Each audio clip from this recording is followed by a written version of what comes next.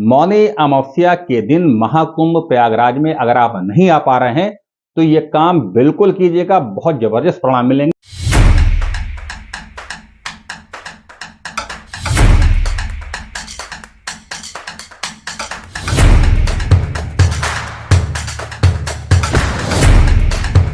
मौनी अमावस्या 29 जनवरी को है, कर डालें ये उपाय। एक ही रात में अद्भुत परिणाम मिलेंगे। धन तो आएगा ही, जटिल से जटिल समस्याओं का होगा समाधान। काल सर्प, पितृदोष, ग्रह दोष सबसे बाहर निकल आएंगे। और हाँ, मौनी अमावस्या के दिन महाकुंभ प्रयागराज में अगर आप नहीं आ पा रहे हैं तो ये काम बिल्कुल कीजिएगा, बहुत जबरदस्त परिणाम मिलेंगे, वही परिणाम मिलेंगे। माघ मास की अमावस्या को मौनी अमावस्या कहा जाता है। इस दिन मौन रहने का बड़ा महत्व है। जो व्यक्ति कहीं भी स्नान करे, वो नदी में करे या घर में करे, तो मौन रहते हुए स्नान करना चाहिए। प्रयागराज में महाकुंभ में अगर आप स्नान नहीं कर पा रहे हैं मौनी अमावस्या के दिन, तो ये काम कर लीजिएगा, वही परिणाम मिलेंगे जो प्रयागराज में आकर के त्रिवेणी में स्नान करने से मिलते हैं। इस अमावस्या के दिन कई तरह के प्रयोग टोटके भी किए जाते हैं, जिससे जीवन की विभिन्न समस्याओं का समाधान होता है। तो आइए जानते हैं मौनी अमावस्या के दिन किस परेशानी के लिए क्या उपाय किया जाना चाहिए। जय सिया राम। महाकुंभ प्रयागराज से मैं आपका राहुल श्रीवास्तव। मौनी अमावस्या के दिन सायंकाल इवनिंग घर के ईशान कोण में गाय के घी का दीपक जलाइएगा और बाती में रुई के स्थान पर लाल रंग के धागे का प्रयोग करिएगा।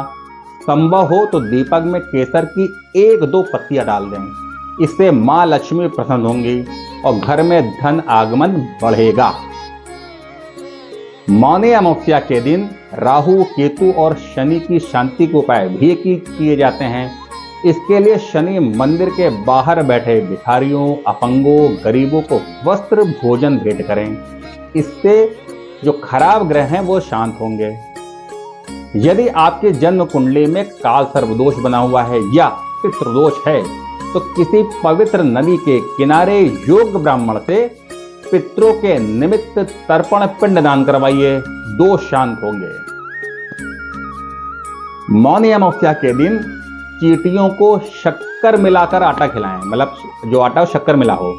मछलियों को आटे की गोलियां खिलाएं और पक्षियों के लिए दाना पानी का इंतजाम करने से धन की कमी नहीं रहती।